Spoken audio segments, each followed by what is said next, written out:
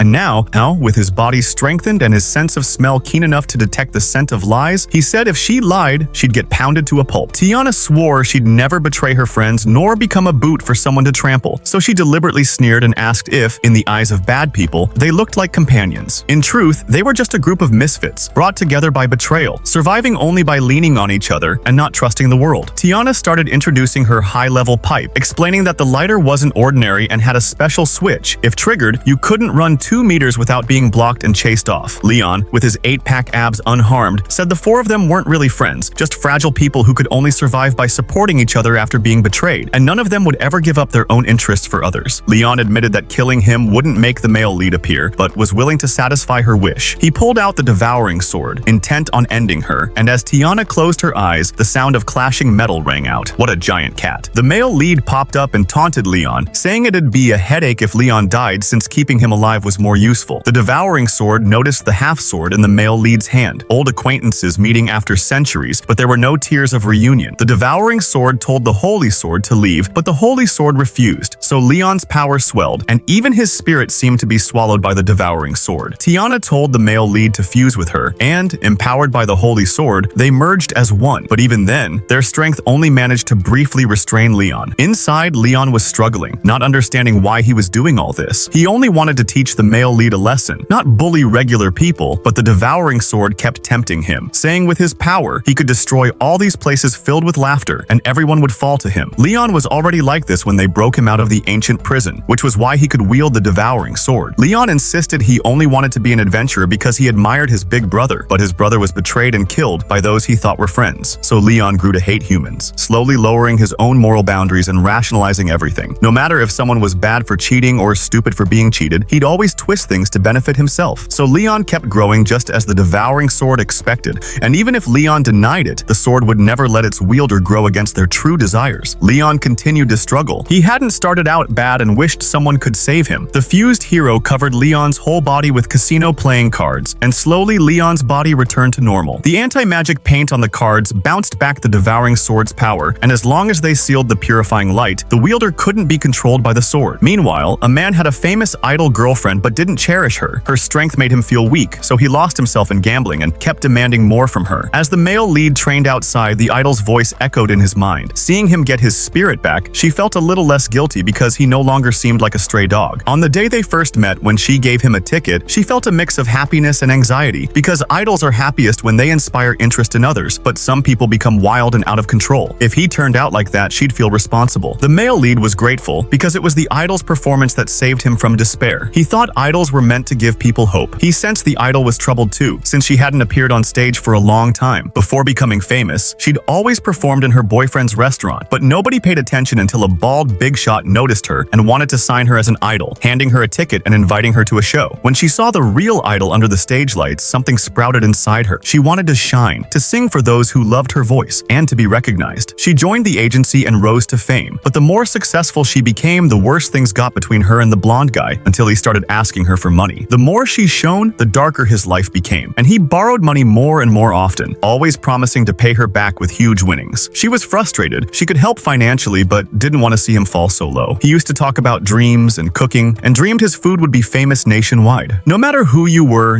equal at his table, and he always left the center for her to sing, but reality was harsher than dreams. The idol was disappointed confided in her boyfriend and happened to witness the male lead being dumped by the green tea girl during a downpour, quietly following behind the heartbroken guy. One day, the blonde guy said he'd prove their future was secure by showing her how much he could win, but that just made her even sadder. It felt like a breakup. She went along silently, and he brought her to the casino where they ran into Tiana, who seemed to embody gambling itself, skillfully drawing everyone in and sweeping all the chips without mercy. The idol could see in Tiana's eyes that she was the real target. As Leon caused a disturbance, the idol saw a sword-wielding Valkyrie appear in a flash. The area instantly turned into a freezing wasteland as the sword-wielding Valkyrie's holy light made even the idol, Manao, feel awe. This experience made Manao finally decide to break up with the blonde guy. She would take on all his debts herself and make sure no one disturbed his cooking anymore, but in return, he was never to bother her again, and even if they met in the future, they would act like strangers. The blonde guy panicked and begged her to stay, but Manao held firm. She remembered how his dreams used to be pure, and if she could, she'd have quit her job to help him. But somewhere along the way, she disappeared from his eyes. He only cared about the money in his pocket, so she couldn't stay with him anymore. She admitted her logic was just an excuse. She was just tired of betting on a hopeless future. The blonde guy suddenly burst into laughter and mocked her as an outsider, saying that gambling is all about the moment you give up. When you quit, someone else will take everything from you. He knew he had no value to bet on, but until the very last second, no one knows what could happen. After that day, they truly stopped all contact. Even when they met by chance, they pretended not to know each other. Manao returned to the stage and told her fans she had met a goddess, that she'd witnessed a pure white knight drive back a berserk monster, and without leaving her name, the goddess had quietly gone away. He believed the goddess he'd seen was the legendary Holy Knight. Later, as the male lead rested outside, Manao's voice drifted to him again. He asked if she was okay, but even idols are human. Troubles always pile up, but no matter if you're a person or a stray dog, you have to keep moving forward. After a cigarette, happiness seemed endless. The Holy Sword got obsessed with a magazine story about a terrifying monster attacking children at night, the Stepper, who could walk through the air. The male lead didn't believe such third-rate rumors, but just then, a bespectacled girl walking by got excited hearing their conversation. She was the monthly magazine's reporter who had written the story. The Holy Sword immediately claimed to be her fan, and the male lead rolled his eyes, since the sword had only learned about the magazine recently. Besides being a reporter, the bespectacled girl was an adventurer too, and to show off her skills, she did a silly stunt and crashed heavily into the dragon girl. She hoped they'd tip her off if they found anything suspicious in the labyrinth. That night, the priest wandered drunk into a dark alley, and right in front of him, a little girl was grabbed by a mysterious figure. Meanwhile, the male lead took the Holy Sword to experience being an idol fan, and the sword sensed the strong glow of Manao's soul. Back in its era, she would have been a powerful sorceress. Suddenly, the Holy Sword sensed the priest was in danger, so the two hurried to the alley, where the priest was shielding the girl but was attacked by the unseen Stepper. The Holy Sword, though, could see the assailant and flung a flying knife at him, but it was like striking iron. The Stepper was surprised to be seen and counterattacked with chains before fleeing. Afterward, the little girl cried out, insisting her mother wasn't a liar. She really was fighting the child-snatching Stepper at night and was now in the hospital. No one believed her story. The priest understood that unless you saw it with your own eyes, it was hard to accept, but they'd all seen a shadow that could sneak up on kids and move effortlessly across rooftops. The priest praised the girl's courage, so she asked him to take her as his apprentice, saying she admired his reliability. The male lead quickly stopped her, worried the priest might be accused of being a creep, but the priest insisted she was 15 years too early to become his student, and until then, she had to avoid danger. The Holy Sword sighed, realizing the Stepper it idolized was just a scumbag, so the group agreed they couldn't let that villain roam free. The Avengers headed to the city's Bounty Hunters Guild for information. Except for the male lead, everyone else was a stranger, so he couldn't just hand out details about high bounty targets. He suggested they start by catching the 300,000 bounty criminal Hiru. The little black cat was annoyed adventurers were stealing their work, so he bet they wouldn't succeed. Tiana put up 50,000 on their own victory and told the cat to hurry and gather the cash. The Avengers headed for the town's garbage yard, a lawless place full of crime. The doorkeeper warned them not to disturb Mr. Jawa, who was actually a good guy here. The deeper they went, the worse the stench. 4 punks jumped them but were quickly taken down. When the male lead asked for Heru, a monkey thug said he was nearby, busy having fun. The priest warned him that his days were numbered, knowing he was using something dangerous, and pressed the monkey thug if that stuff was really worth it. The monkey complained he just wanted to sleep without worry, but life here made it impossible, and he doubted the Avengers could ever understand. The dragon girl said she could, and the priest handed over calming herbs in exchange for information, urging the monkey to stop using the dangerous stuff. As thanks, the monkey warned them Heru was very intense. If he noticed them, they'd lose their chance. The priest was pained by the dire conditions, knowing these people couldn't see hope and needed the temple most. Soon, the Holy Sword sensed Heru inside a building, but Heru was busy talking business. When the group busted in, Heru had time to spare, but the Holy Sword blocked his escape. Suddenly, a bald man, Jawa, stepped in and declared the building holding neutral ground. Nobody was allowed to interfere with his healing. The male lead explained they were just outsiders there to catch a criminal. Once Jawa learned of Heiru's crimes, he stopped interfering, saying wounds and illness could be cured, but not his crimes. He told Heiru he had yellow ghost disease and wanted to treat him one last time. The male lead didn't understand why taking Heiru away would waste the treatment, but the priest explained that based on Heiru's crimes, he might get the death penalty. But even so,